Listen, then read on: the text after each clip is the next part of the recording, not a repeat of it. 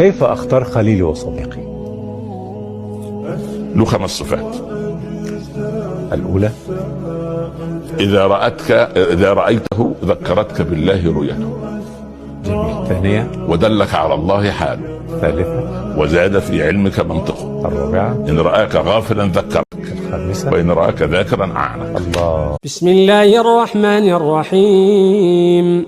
إذا جاء نصر الله والفتح ورأيت الناس يدخلون في دين الله أفواجا فسبح بحمد ربك واستغفره إنه كان توابا.